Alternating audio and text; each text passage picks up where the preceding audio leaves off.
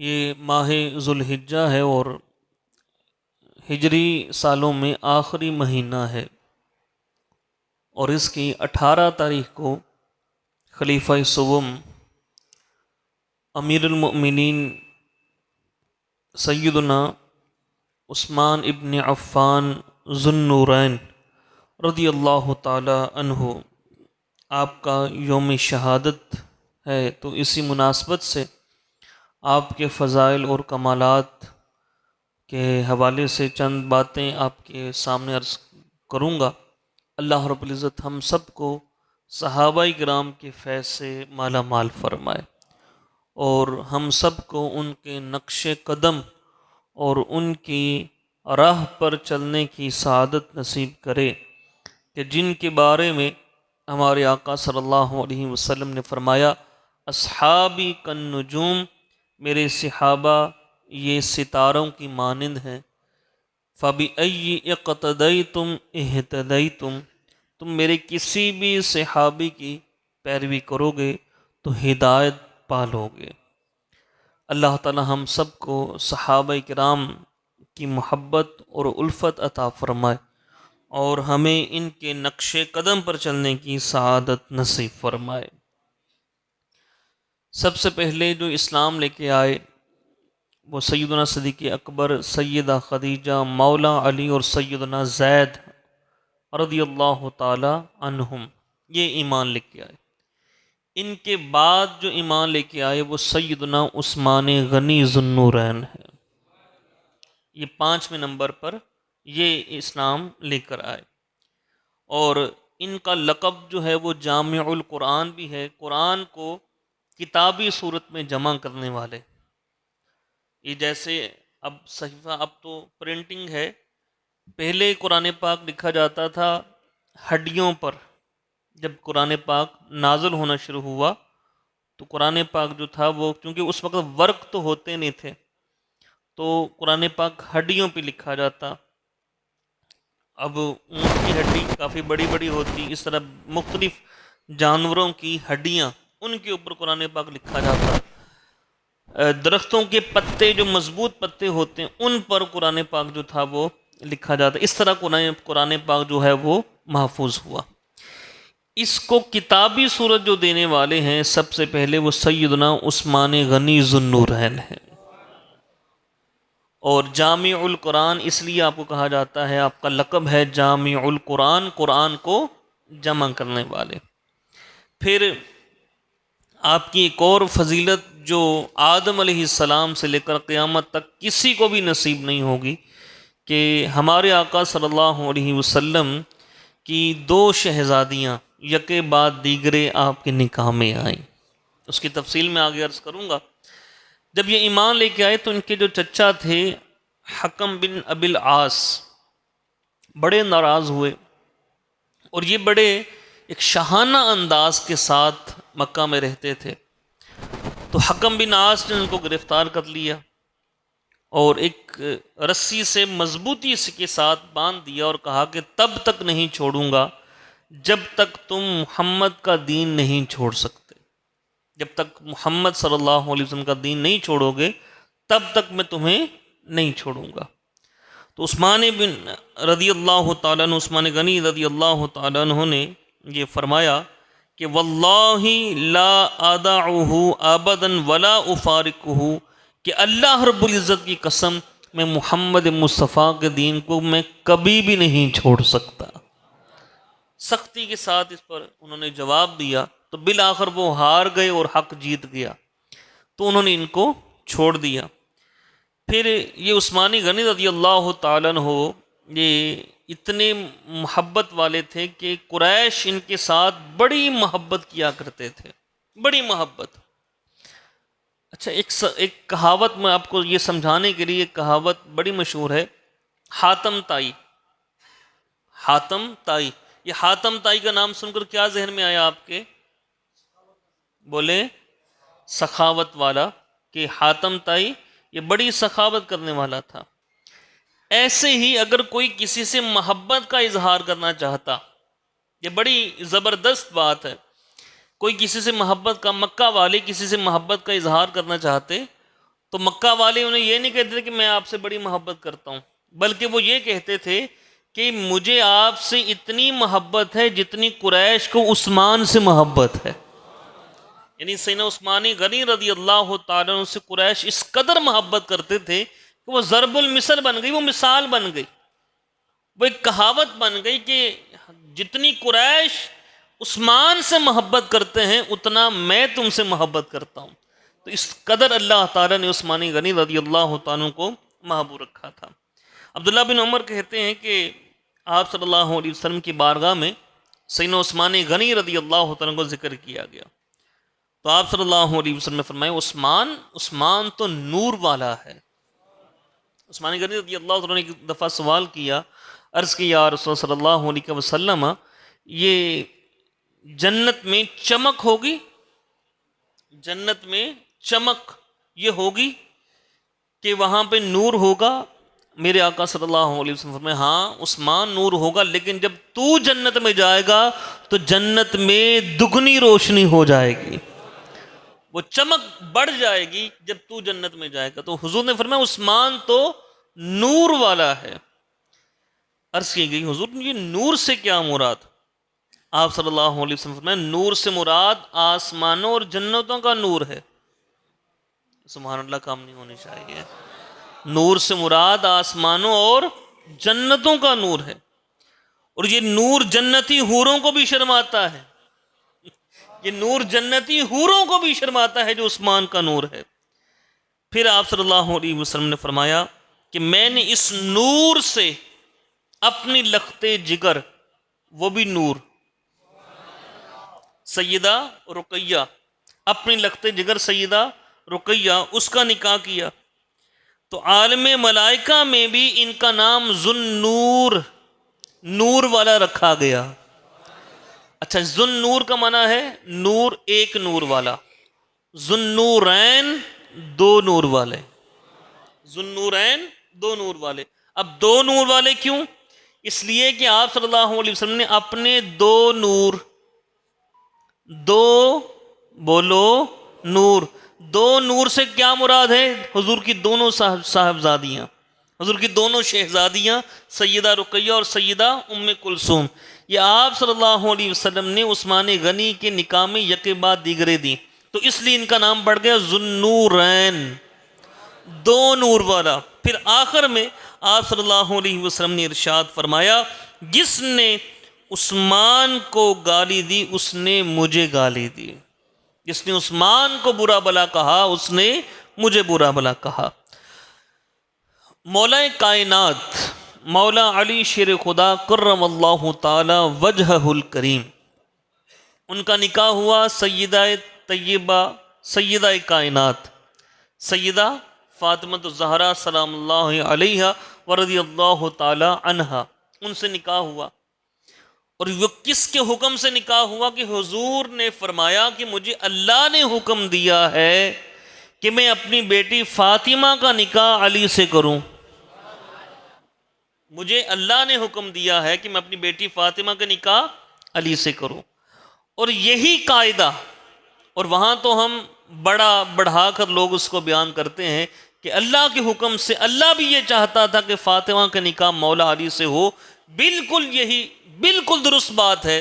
لیکن میرے بھائی جب یہاں بیان ہوا تو جب عثمان غنی سے نکاح کیا میرے آقا صلی اللہ علیہ وسلم نے اپنی دو شہزادیوں کا، حضور خود ارشاد فرماتے ہیں کہ اللہ تعالیٰ نے میری طرف وحی کی کہ میں اپنی بیٹی کی شادی عثمان سے کروں، میں اپنی بیٹی کی شادی عثمان سے کروں.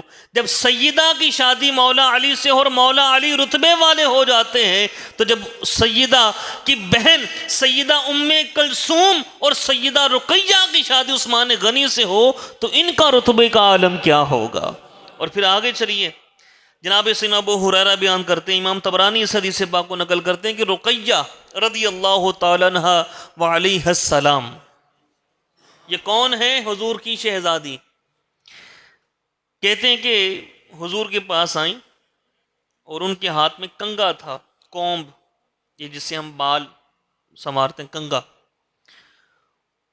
تو انہوں نے فرمایا کہ حضور صلی اللہ علیہ وسلم اب یہ بھی میرے پاس سے گزر گئے تو میں نے آپ صلی اللہ علیہ وسلم کے مبارک گیسو سنوارے ہیں، حضور کے بال مبارک میں نے سنوارے۔ سیدہ رقیہ نے حضور کے بال مبارک سنوارے، جیسے بیٹیاں اپنے باپ کے سر کو مالش کرتی ہیں، سنوارتی ہیں، تو سیدہ رقیہ نے بھی یہ کیا۔ تو اب جب سنوار رہی تھیں تو حضور نے پوچھا، اب اس وقت نکاح ہو چکا تھا سیدنا عثمان غنی سے سیدہ رقیہ کا، تو کہا کہ رقیہ یہ تو بتاؤ کہ عثمان کو کیسا پاتی ہو، عثمان کو تم کیسا پاتی ہو؟ تو سیدہ رقیہ نے عرض کی کہ حضور بہترین انسان، بہترین انسان۔ حضور نے فرمایا اس کی عزت کیا کرو کہ اخلاق میں، خلق کے اعتبار سے میرے سب سے زیادہ جو مشابہ میرا صحابی ہے وہ عثمان ہے، وہ عثمان ہے۔ پھر آپ صلی اللہ علیہ وسلم نے ارشاد فرمایا کہ پہلے جو حضور نے اپنی بیٹی شادی کی رقیہ سے، ان کا انتقال ہوا، پھر دوسری شادی کی ام کلثوم سے۔ اب ان کا جنازہ تیار ہے اور تدفین ہو رہی ہے، آپ صلی اللہ علیہ وسلم نے اسی وقت جا کر فرما دیا کہ مجھے اللہ نے حکم دیا ہے کہ میں اپنی دوسری بیٹی کا نکاح بھی عثمان سے کروں۔ یہ ہیں عثمان غنی، یہ ہیں عثمان غنی۔ آج لوگوں کی جو بات زبانیں بڑی لمبی لمبی ہو چکی کہ عثمان غنی کے بارے میں نعوذ باللہ وہ غلط قسم کے کلمات استعمال کرتے ہیں۔ کوئی اپنا، کسی کا کوئی داماد ہو نا اچھا ہو تو دوبارہ بیٹی دینے کو دل کرتا ہے کہ بھئی اگلی بیٹی۔ ہمارے ایک تھے عزیز جاننے والے، ان کی ایک بیٹی تھی، انہوں نے شادی کی، وہ بیٹی فوت ہو گئی، انہوں نے اپنی دوسری بیٹی بھی دے دی کہ یہ ہمارا داماد بڑا اچھا ہے، اس جیسا ملنا مشکل ہے، دوسری بیٹی بھی دے دی۔ ہوتا ہے نا ہمارے معاشرے کے اندر، تو اسی کو دوسری بیٹی دی جاتی ہے جو اچھا ہو، جو آنکھوں کو بھاتا ہو، دل کو بھاتا ہو۔ اور عثمان غنی میرے آقا کی آنکھوں کو بھی بھاتے تھے، دل کو بھی بھاتے تھے۔ آپ صلی اللہ علیہ وسلم نے ارشاد فرمایا کہ مجھے ابھی اللہ نے وحی فرمائی کہ میں اپنی بیٹی، دوسری بیٹی کا نکاح بھی عثمان سے کروں، اور یہ حضور نے اپنی وہ بیٹی جو انتقال کر چکی تھی ان کی قبر پر کھڑے ہو کر کہا کہ اپنی دوسری بیٹی کا نکاح بھی عثمان سے کروں، یہ مجھے اللہ نے حکم دیا ہے۔ اور پھر مزید بات یہیں پر ختم نہیں ہوئی، حضور کے فرمان عالی شان کا مفہوم ہے، فرمایا کہ اگر میری 10 بیٹیاں بھی ہوتی تو عثمان مجھے اتنا پیارا ہے کہ یکے بعد دیگرے میں ساری بیٹیاں عثمان کے نکاح میں دے دیتا۔ سبحان اللہ، یہ ہیں عثمان غنی، حضور کو اتنے پیارے، اتنے پیارے۔ ایک حدیث پاک میں 10 کا عدد ہے۔ اگلی حدیث پاک جو میں آپ کے سامنے بیان کروں گا، اس میں آپ صلی اللہ علیہ وسلم فرمایا کہ اگر میری 40 بیٹیاں ہوتی، عثمان مجھے اتنا پیارا ہے، اگر میری 40 بیٹیاں ہوتی تو یکے بعد دیگری وہ بھی میں عثمان کے نکاح میں دے دیتا۔ یہ شان ہے عثمان غنی کی، اس لیے کہتے ہیں ان کو ذوالنورین۔ کیا کہتے ہیں؟ ذوالنورین، کہ حضور کی نسل پاک میں 2 نور، اور وہ 2 نور کس کے حصے میں آئے؟ وہ بھی نور، اور وہ ہیں عثمان بن عفان، ذوالنورین۔ اس لیے امام اہل سنت نے فرمایا کہ تیری نسل پاک میں ہے بچہ بچہ نور کا، تیری نسل پاک میں ہے بچہ بچہ نور کا، تیری نسل پاک میں ہے بچہ بچہ نور کا، تو ہے عین نور تیرا سب گھرانہ نور کا، تو ہے عین نور تیرا سب گھرانہ۔ اب حضور کی نسل میں بچہ بچہ نور کا، سیدہ فاطمہ بھی نور، سیدہ زینب بھی نور، سیدہ رقیہ بھی نور، سیدہ ام کلثوم بھی نور، امام حسین بھی نور، امام حسن بھی نور، سیدہ ان کی بہن سیدہ زینب وہ بھی نور، ان کی بہن سیدہ ام کلثوم وہ بھی نور۔ اب یہ دو نور کس کے حصے میں آئے؟ سنیے، امام اہل سنت فرماتے ہیں نور کی سرکار سے پایا دو شالہ نور کا، نور کی سرکار سے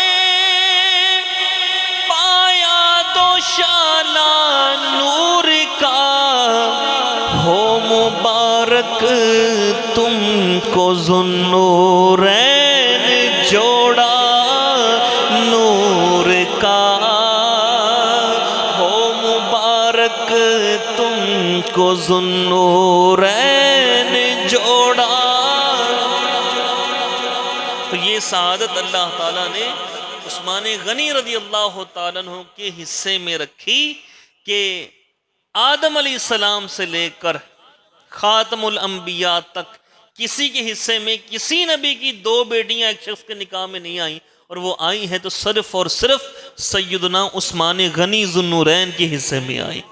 یہ شان اللہ تعالیٰ نے عثمان غنی رضی اللہ تعالیٰ عنہ کو عطا فرمائی۔ آگے چلیے، میرے آقا صلی اللہ تعالیٰ علیہ وآلہ وسلم عمرہ کے لیے چلے، صحابہ کرام کو بھی تیار کیا، صحابہ اس سال ہم عمرہ کریں گے۔ پہلے تو اس سے پہلے جنگ بدر بھی ہو چکی، احد بھی ہو چکی، تو مکہ والوں سے جنگیں ہو چکی تھیں، تو حضور نے فرمایا اس سال ہم عمرہ کے لیے جائیں گے، احرام باندھ لو عمرے کا۔ اب صحابہ کا شوق، اور جو مہاجر صحابہ تھے مکہ کو چھوڑ کے آئے تھے، ان کی تو آنکھیں ترس گئی تھیں اپنے وطن کو دیکھنے کے لیے کہ دوبارہ مکے کو دیکھیں، دوبارہ کعبے کو دیکھیں۔ سب صحابہ نے وہ احرام باندھ لیا۔ ایک حدیث پاک کے مطابق 1500 صحابہ انہوں نے احرام باندھ لیا عمرے کا، سفر شروع کر دیا۔ حدیبیہ کا مقام آیا، مکہ والوں سے اطلاع ملی بھئی یہاں نہ آنا، یہاں نہ آنا، اس سال بالکل اجازت نہیں۔ تو آپ صلی اللہ علیہ وسلم نے سفیر بنایا، کس کو؟ عثمان غنی ذوالنورین کو۔ اور سفیر کس کو بنایا جاتا ہے؟ جو معتبر بندہ ہو، جس کی اگلے سنتے ہوں، جس کی اگلے سنتے ہوں۔ اب میں نے جیسے پہلے آپ کو بیان کیا قریش کتنی محبت کرتے تھے عثمان غنی سے کہ ضرب المثل بن گئی، کہاوت بن گئی کہ مجھے تم سے اتنی محبت ہے جتنی قریش عثمان سے کرتے ہیں۔ وہ بندہ یقین، اچھا اتنی تم مجھ سے محبت کرتے ہو۔ عثمان غنی کو سفیر بنایا، کہا عثمان ان کو جا کر بتاؤ ہم جنگ کرنے نہیں آ رہے، ہمارے پاس کوئی اسلحہ نہیں ہے، کچھ نہیں ہے، ہم صرف طواف کریں گے، سعی کریں گے، عمرہ کر کے واپس آ جائیں گے۔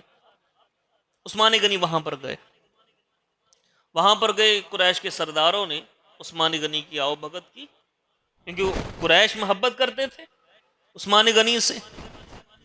کہا کہ نہیں عثمان اس سال تو ان کو آنے کی اجازت نہیں ہے، ہم آنے، ہاں یہ کعبہ تمہارے سامنے ہے اور یہ مسعی ہے، سعی کرنے کی جگہ ہے، تم طواف کرنا چاہو تو طواف کر لو۔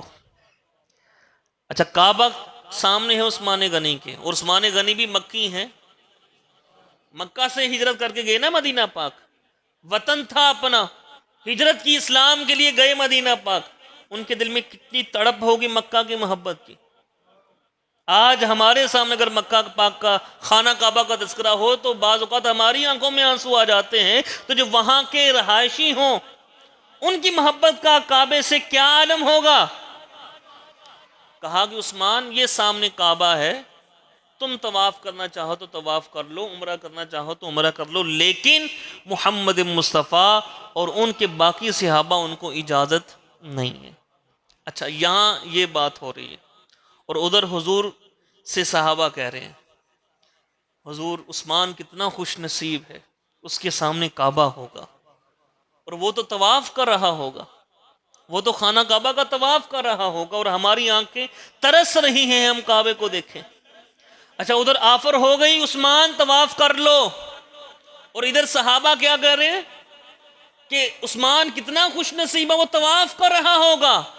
لیکن میرے آقا صلی اللہ علیہ وسلم نے فرمایا کہ نہیں، عثمان میرے بغیر طواف نہیں کرے گا، عثمان میرے بغیر طواف نہیں کرے گا۔ اور عثمان غنی نے یہی جواب دیا ان قریش مکہ کو، کہا کہ بے شک کعبہ میرے سامنے ہے، لیکن جب تک میرے آقا، میرے نبی، میرے محبوب محمد مصطفیٰ طواف نہیں کرتے، عثمان بھی طواف نہیں کرے گا، عثمان بھی طواف نہیں کرے گا۔ خیر معاملہ ہوا، پھر خبر مشہور ہوئی، اختصاراً عرض کر رہا ہوں، خبر مشہور ہوئی عثمان غنی شہید کر دیے گئے۔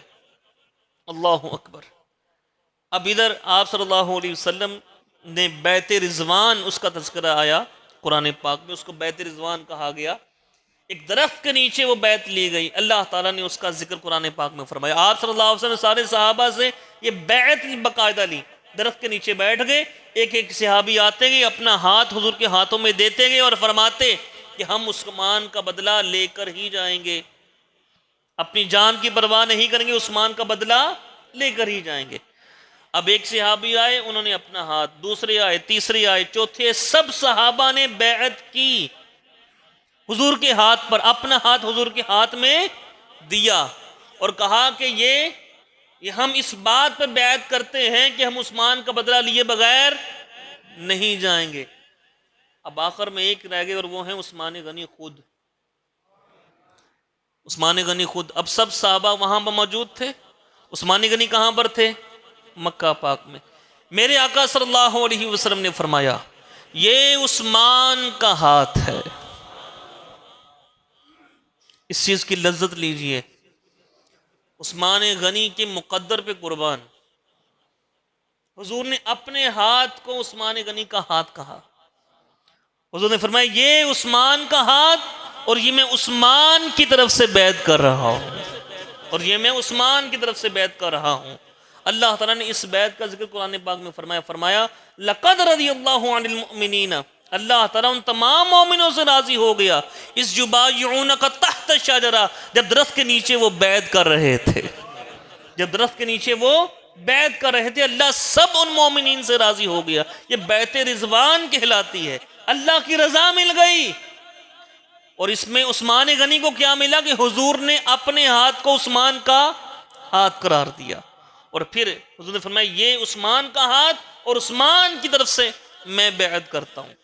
پھر جب عثمان غنی آئے تو ساتھ میں پھر سفیر بھی ان کا، مکہ پاک نے بھی ایک سفیر بھیجا، وہ سقفی، وہ بھی بعد میں مسلمان ہو گئے تھے۔ تو پھر صحابہ نے پوچھا عثمان طواف کر لیا تھا، کعبہ کا طواف کر لیا تھا؟ عثمان غنی نے کہا کہ جب حضور نہیں تھے تو میں طواف کیسے کرتا؟ کہا بالکل حضور کی امیدوں پہ پورا اترے ہو، حضور کی امیدوں پہ پورا اترے ہو۔ اور پھر حضور نے کیا فرمایا تھا؟ یہ عثمان کا ہاتھ ہے۔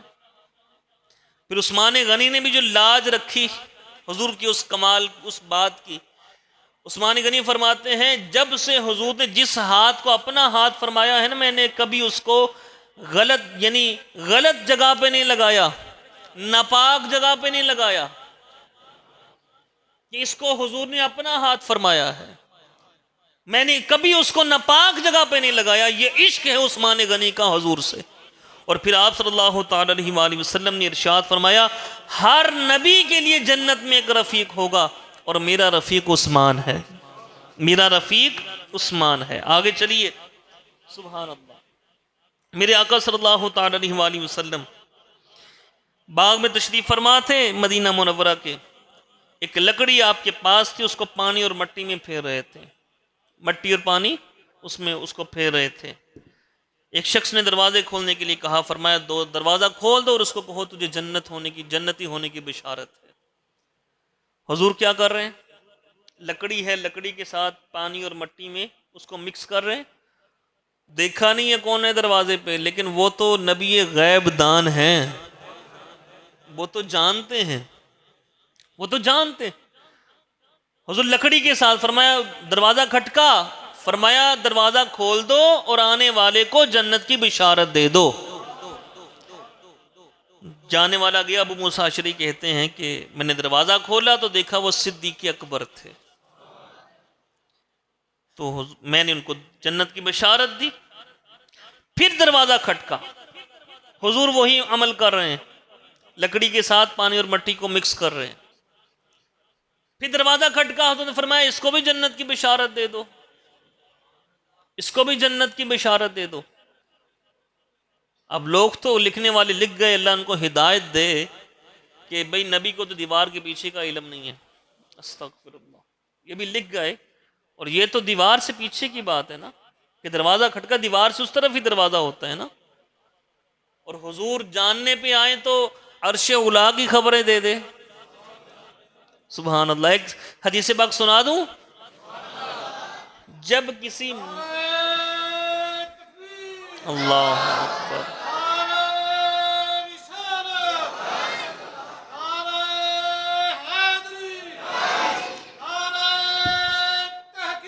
اچھا، جب کسی نیک شوہر سے اس کی بیوی لڑتی ہے، میں نیک شوہر کا لفظ استعمال کیا، ٹھیک ہے نا. یہ نہیں کہ وہ جو جھگڑالو ہو گھر میں جا کے جناب وہ جناب بدماش آ گئے جناب چپ چپ چپ چپ، یہ نہیں. نیک شوہر اور اس سے اس کی بیوی لڑتی ہو. حضور فرماتے ہیں جنت میں جو حور اس کے حصے میں آنی ہوتی ہے وہ حور اسے کہتی ہے. اب یہ دنیا کی بات ہو رہی ہے.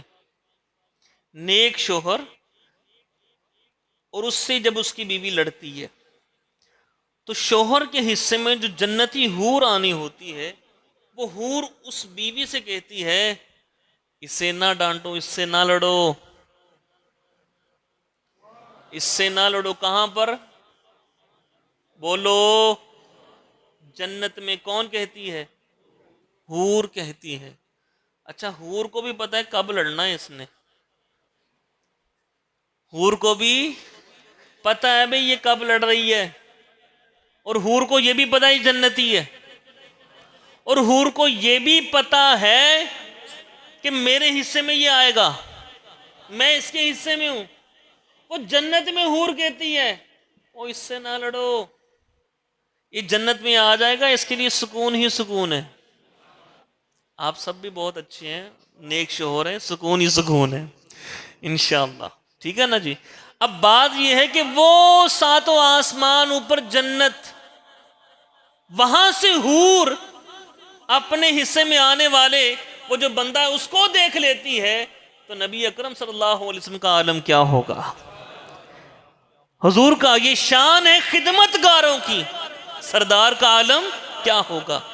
کھٹکا حضور یہ نہیں فرمایا کون، معذرت کے ساتھ کہا آنے والے کو جنت کی بشارت. ابو موسیٰ اشعری کہتے ہیں کہ میں دروازہ کھولا، آگے عمر فاروق تھے، میں نے ان کو جنت کی خوشخبری دی.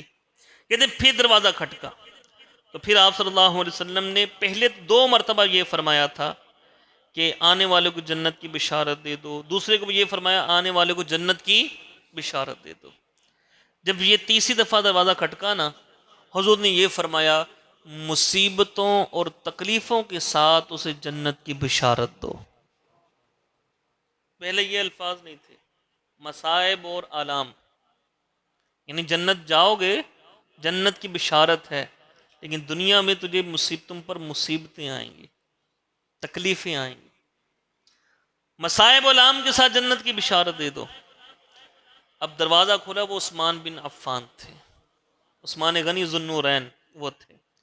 ابو موسیٰ اشعری کہتے ہیں کہ میں نے جنت کی بشارت بھی دی، اور ساتھ میں جو حضور نے فرمایا تھا کہ مصائب اور آلام کے ساتھ وہ بھی کہا.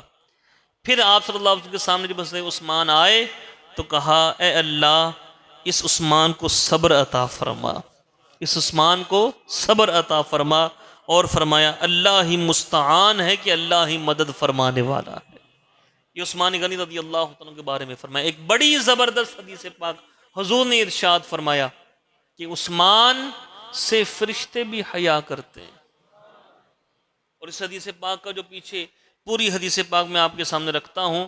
آپ صلی اللہ علیہ وسلم ٹیک لگا کر بیٹھے تھے، پنڈلیاں مبارک حضور کی وہ ان پہ کپڑا نہیں تھا، گھٹنوں پہ کپڑا تھا. اور میں یہ عرض کر دوں ہمارے بعض جو بزرگان دین ہیں، بزرگان دین کہہ رہا ہوں، ہمارے جو بزرگ ہیں وہ بیٹھتے ہیں نا تو وہ جو گرمی کے اندر تو پوری تہبند کو اوپر تک اٹھا لیں گے، رانیں ان کی ننگی ہوتی ہیں، یہ پٹ جس کو ہم بولتے ہیں یہ ننگی ہوتی ہیں. یہ یاد رکھیے گا مرد کا جو سطر ہے وہ ناف سے لے کے گھٹنے کے نیچے تک ہے، گھٹنا ننگا کرنا حرام ہے، بلا وجہ گھٹنا کسی کو دکھانا یہ حرام ہے. تو یہ جو اپنا جناب پورا وہ بس وہ کی شرمگاہ وہ ڈھکی ہوتی ہے اور باقی جو ہے ان کے پٹ نظر آ رہے ہیں، کسی کے جناب کپڑا نیچے تک ہوتا ہے، وہ ناف سے نیچے کا حصہ بھی نظر آ رہا ہوتا ہے۔ تو مرد کا جو سطر کہاں سے کہاں تک ہے؟ ناف کے نیچے سے ناف سے لے کر گھٹنوں کے نیچے تک، یہ مرد کا سطر ہے، آگے سے بھی اور پیچھے سے بھی۔ اگر کسی کو دکھاتا ہے یا اس پہ کپڑا نہیں رکھتا، وہ حرام کا مرتکب ہے۔ یہ جو بعض اوقات پہلوان کشتیاں کرتے ہیں، دیکھیں نا کشتی کرتے ہوئے، ان کا تو بس جناب وہ سطر پہ کپڑا ہوتا ہے، انہوں نے لپیٹا ہوتا ہے، باقی ان کے پٹ بھی وہ بھی ننگے، ان کا جناب اوپر سے حصہ بھی ننگا۔ وہ دیکھنا بھی حرام، دکھانا بھی حرام، یہ دونوں چیزیں حرام ہیں، یاد رکھیے گا۔ اور جس نے کسی کے پٹ کو دیکھا، اس نے گویا کہ اس نے اس کی شرمگاہ کو دیکھا۔ اور میرا نہیں خیال کہ کوئی شرم والا، حیا والا بندہ کسی کو اپنی شرمگاہ دکھائے۔ بے شرم کی تو بات یہ الگ ہے نا۔ اس لیے جب بیٹھے تو اس چیز کا اہتمام۔ اب جو ہمارے نوجوان وہ لگ گئے انگریزوں کے پیچھے، شارٹ نکر پہنتے جناب، وہ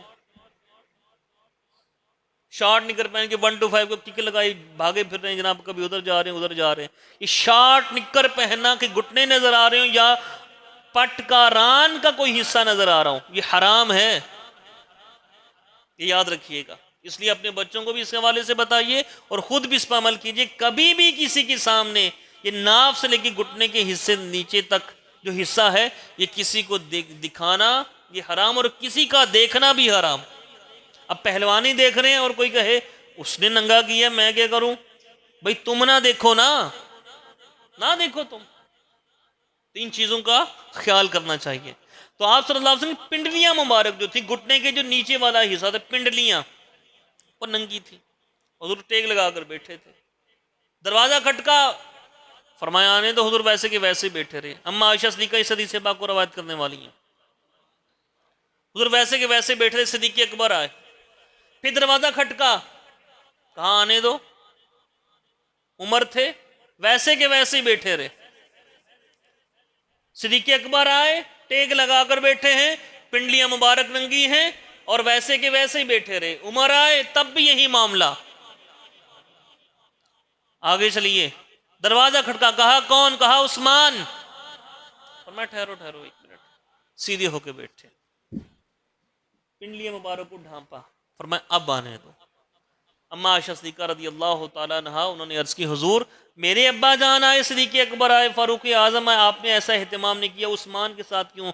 فرمایا عائشہ میں اس سے حیا کیوں نہ کروں جس سے آسمان کے فرشتے بھی حیا کرتے ہیں، یہ ہیں عثمان بن عفان، کیا آسمان کے فرشتے بھی ان سے حیا کریں۔